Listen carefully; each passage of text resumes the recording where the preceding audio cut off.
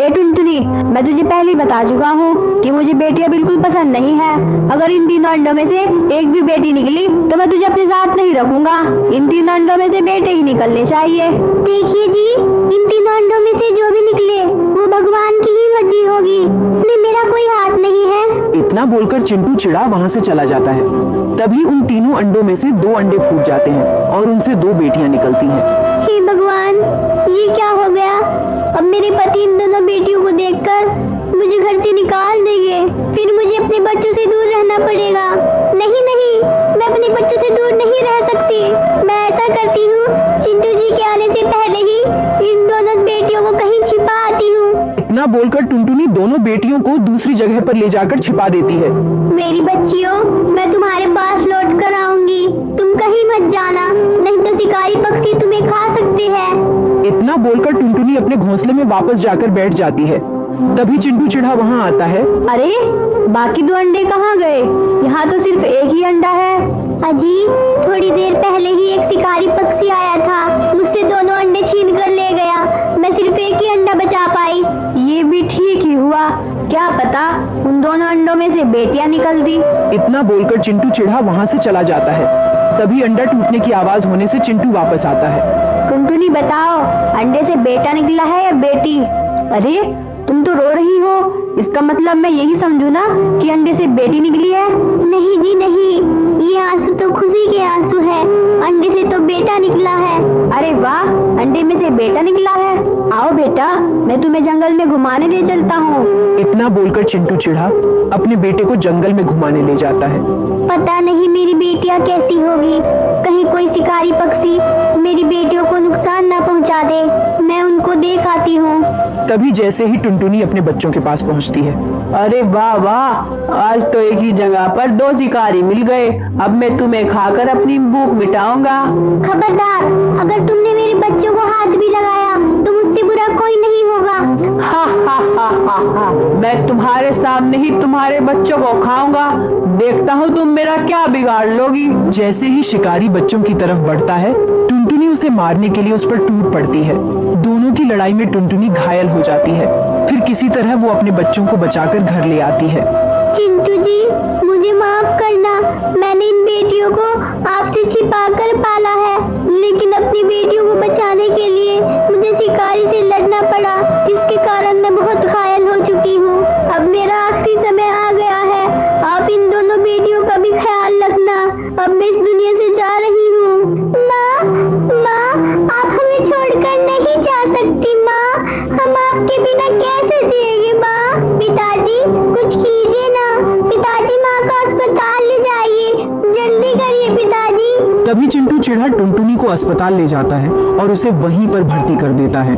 क्यों ना मैं इस टुनटुनी को यहीं पर छोड़कर चला जाता हूँ। अगर ये बच गई तो इसके इलाज का पैसा भी मुझे ही देना पड़ेगा, इसलिए मैं यहाँ से निकल लेता हूँ। इतना बोलकर चिंटू चिड़ा टुनटुनी को अस्पताल में ही छोड़कर घर वापस आ जाता है। क्या हुआ पिताजी? माँ कहाँ है पिताजी? आप माँ को साथ क्यों नहीं लाए पिताजी? कहाँ है माँ? तुम्हारी माँ तो मर चुकी है, इसलिए मैं तुम्हारी माँ को साथ नहीं लाया। क्या हमारी माँ इस दुनिया में नहीं रही?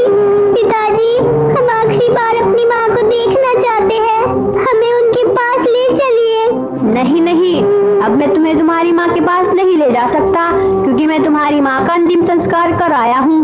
इतना सुनकर बेटियां बहुत रोई। तभी चिंटू चिड़ा कुछ सोचने लगता है। ये बेटियां तो मुझ पर आफत बन गई है, मैं अकेली भी अपनी जिंदगी नहीं काट सकता। मैं ऐसा करता हूँ कि दूसरी शादी कर लेता हूँ। इतना बोलकर चिंटू चिड़ा एक बूढ़ी चिड़िया के पास जाता है। माँ जी, मेरी पत्नी का देहांत हो गया है, इसलिए मेरे बच्चों की देखभाल के लिए मुझे दूसरी शादी करनी पड़ेगी। आप कोई सुंदर सी चिड़िया देखकर मेरी शादी करा दीजिए। ठीक है बेटा, मेरी नजर में एक सुंदर लड़की है, चलो मैं तुम्हें वो दिखा देती हूँ। अगर तुम्हें वो पसंद आए तो तुम उससे शादी कर लेना। इतना बोलकर बूढ़ी चिड़िया चिंटू को लड़की दिखाने ले जाती है। माँ जी, मुझे ये लड़की पसंद है, आप मेरी शादी इससे करा दो।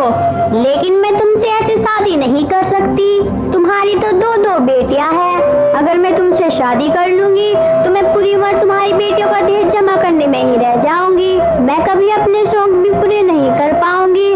मैं मैं तुमसे शादी नहीं कर सकती। तुम इस बात की फिक्र मत करो, तुम्हें देश जोड़ने की जरूरत नहीं पड़ेगी। तुम अभी मेरे साथ चलो, मैं अपनी बेटियों का समाधान तुम्हारे सामने ही कर दूंगा। इतना बोलकर वो टिकी चिड़िया को अपने साथ घर ले आता है। बेटा चलो, तुम मेरे साथ चलो, मैं तुम्हारी नई माँ ले आया हूँ। हम इस जंगल को छोड़कर दूसरे जंगल में रहेंगे। अगर हम यहाँ रहे तो ये मनुष्य चिड़ियाएं हमारी जिंदगी में मुसीबत ही लाती रहेंगी। नहीं पिताजी नहीं, हमें छोड़कर मत जाइए। अब तो हमारी माँ भी हमें छोड़कर चली गई, आप भी छोड़कर चले जाओगे, हमारा क्या होगा? तुम्हारी बकबक मुझे और नहीं सुननी। चलो टिकी, हम दूसरे जंगल में चलकर शादी कर लेते हैं। इतना बोलकर चिंटू चिढ़ा दूसरे जंगल में चला जाता है और वह टिकी चिड़िया से शादी कर लेता है। इधर दोनों बेटियां दुखी मन से अपनी माँ को याद कर रही थी। तभी वहाँ वही शिकारी पक्षी आ गया। बहन चुप रहना, यहाँ पर वही शिकारी घूम रहा है। अब तो हमारी माँ भी इस दुनिया में नहीं रही जो हमें इस शिकारी से बचा सके। तभी शिकारी पक्षी घूमता हुआ बच्चों के पास पहुँचता है। क्या कहा? तुम्हारी माँ इस दुनिया में नहीं रही? मैंने तो उसे पहले ही कहा था कि मुझे ये बच्चे खाने दे, लेकिन उसे अपनी जान प्यारी कहाँ थी? उस दिन तो तुम्हारी माँ ने तुम्हें बचा लिया था, लेकिन अब तुम्हें बचाने कौन आएगा? अब मैं तुम्हें खाकर ही रहूंगा। नहीं नहीं, हमारी माँ को कुछ नहीं हुआ है। हमारी माँ तो हमारे लिए दाना लेने गई है।